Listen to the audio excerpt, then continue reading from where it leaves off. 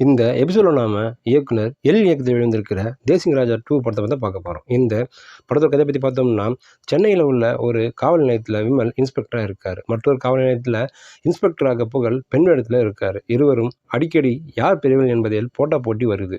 அதோடு காவல் நிலைய எல்லையில் வசூல் செய்வதிலும் பிரச்சனை இருந்து வருது. இந்த நேரத்தில் மார்க்கெட் ரவுடி ஒருவர் வெட்டி கொல்லப்படுறாரு. இந்த கொலையை செய்தது எம்எல்ஏ ரவி மரியா என ஒரு ரவுடி கும்பல் சந்தேகப்பட்டு ரவி மரியாவின் மகனை தீர்த்து கட்ட பழி தீர்த்து கொள்ள அந்த கும்பல் திட்டம் போடுது.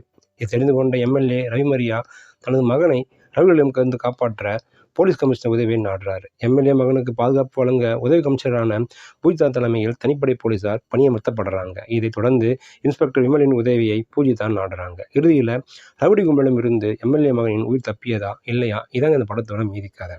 படத்தில் போலீஸ் இன்ஸ்பெக்டராக நடித்திருக்கும் மேல் நடிப்பு எடுபடும் தான் தோணுது. மற்றொரு நாயனாக ஜனா கொடுத்த வேலையை சிறப்பாக செஞ்சிருக்காருன்னு சொல்லலாம். அமைச்சர் கதாபாத்திரத்தில் ரவி மரியா வில்லத்தனம் கலந்த காமெடி படத்துக்கு பக்கபலமாக அமைஞ்சிருக்குன்னு சொல்லலாம். கிட்டத்தட்ட பெரும்பாலான காட்சிகள் அவரை சுற்றியே வருது.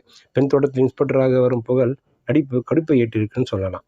மொட்டை ராஜேந்திரன், சிங்கம்புலி, வையாபுரி, கோதண்டம் என பல நகைச்சுவை பட்டாளமே நடித்திருந்தாலும் சுத்தமாக சிரிப்பு வரவில்லை தான் தோணுது. ஹீரோவாக நடித்துள்ள பூஜிதா பொன்னடா காவல்துறை உயர் அதிகாரியாக முடிந்தவரை தனது சிறப்பான நடிப்பை வெளிப்படுத்தியிருக்காங்கன்னு சொல்லலாம். அதே போல இரண்டாவது ஹீரோயின் அர்ச்சிதாவும் தன்னுடைய பங்களிப்பை கொடுத்திருக்கிறாரு.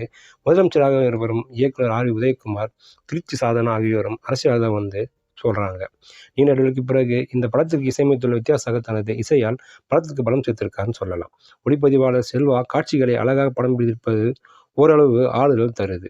தேசிங் ராஜா முதல் பாகத்தை மிகப்பெரிய வெற்றி படமாக்கிய இயக்குனர் இரண்டாம் பாகத்தில் ஏராளமான நட்சத்திரங்களை கொண்டு சொதப்பி இருக்கிறான்னு சொல்லணும். கதையிலும் காமெடியிலும் கவனம் செலுத்த விட்டிருக்கிறார் இயக்குனர்.